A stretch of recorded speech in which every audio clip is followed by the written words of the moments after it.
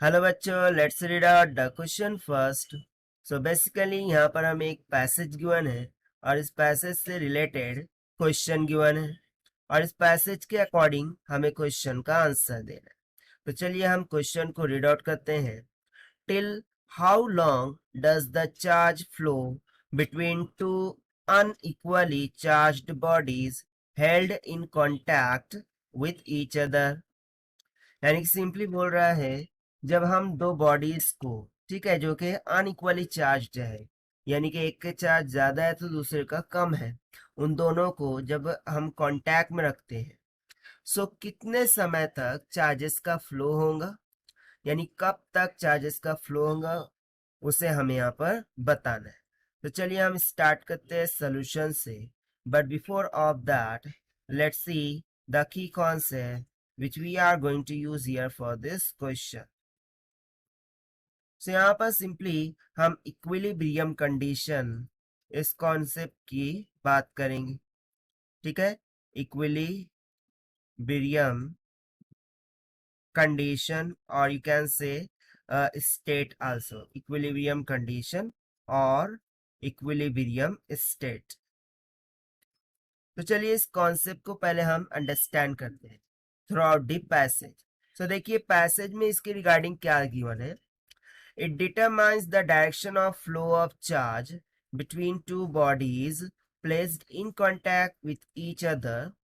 ठीक है, क्या डिटरमाइन करता है, यानी कि ये बोल रहा है कि इलेक्ट्रोस्टैटिक पोटेंशियल जो कि चार्ज बॉडी पर रिप्रेजेंट करता है degree of electrification of the body को, और ये साथ साथ ये डिटरमाइन करता है कि flow of charge between the two bodies होगा। ठीक है, now charge always flow from a body at higher potential to the body at lower potential. Higher potential से लोअर पोटेंशियल की तरफ चार्जेस का फ्लो होता है। The flow of charge stops as soon as the potential of the two bodies become equal. देखिए यही point हमसे question में पूछा गया है। That is the flow of charge stops as soon as the potential of two bodies becomes equal. जब तक के चार्जेस ऑफ दो बॉडीज, ठीक है, जो भी दो बॉडीज है उनके चार्जेस जब तक के इक्वल नहीं हो जाते तब तक के ये चार्जेस का फ्लो होता रहेगा। ठीक है, और उसके लिए देखिए हमें एक इलेक्ट्रोस्टैटिक पोटेंशियल एनर्जी की इक्वेशन भी गिवन है, जिसमें हम देख सकते हैं कि U B minus U A by Q equal है V W A B by Q and equal है V B minus V A and this is nothing but equals to delta V, जहाँ पर डेल्टा वी उन दोनों charge bodies में potential difference को indicate करता है। सो चलिए अब हम इसे अंडरस्टैंड करते हैं कि लेट सपोज मेरे पास दो बॉडीज हैं, इसको मैंने मान लिया ए, इसको मैंने मान लिया बी के इक्वल। ठीक है, ए के पास चार्ज है Q1, बी के पास चार्ज है Q2। अब बेसिकली मैं मान रहा हूं कि बॉडी ए ये हाइयर पोटेंशियल पर है, बॉडी बी लोअर पोटेंशियल पर है, यानी कि जो पोटेंशियल ऑफ ए है ये ग्रेटर है किसके कंपैरिजन में, पोटेंशियल ऑफ बी के कंपैरिजन में। अब इन दो बॉडीज को हमने वायर के द्वारा क्या कर दिया है, कनेक्ट कर दिया है।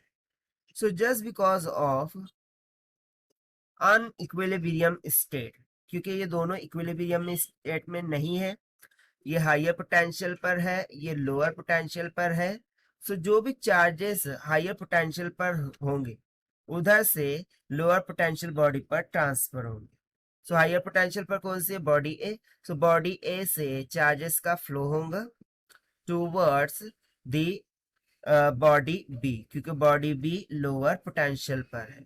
ठीक है, और ये फ्लो कब तक होता रहेगा, अकॉर्डिंग टू पैसेज हमने देखा जब तक कि उनके चार्जेस इक्वल ना हो जाए, यानी कि ये तब तक होता रहेगा जब तक कि Q1 will not becomes equals to Q2। ठीक है, और यही वो कंडीशन है जिसे हमने कंसेप्ट में बोला था इक्विलिब्रियम कंडीशन और स्टेट।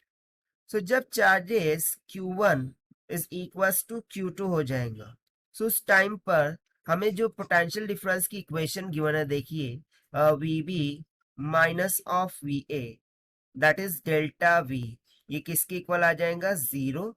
इट मीन्स दैट कि उनके बिटवीन का जो पोटेंशियल डिफरेंस होगा वो क्या हो जाएगा, जीरो हो जाएगा। ठीक है, तो सिंपली यहां से हमने क्या बता दिया कि ये फ्लो तब तक होता रहेगा जब तक कि उनके चार्जेस इक्वल ना हो जाए।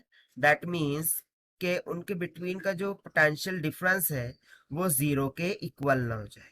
और यही हो गया हमारा रिक्वायर्ड आंसर, जो कि हमने फाइंड कर लिया by using the concept of equilibrium state. Now let us take the option. So यहां से option C, that is till the potentials of the two bodies become equal, will become correct answer for this question. So this is the required solution. I hope you understood it well. Best of luck. Thank you.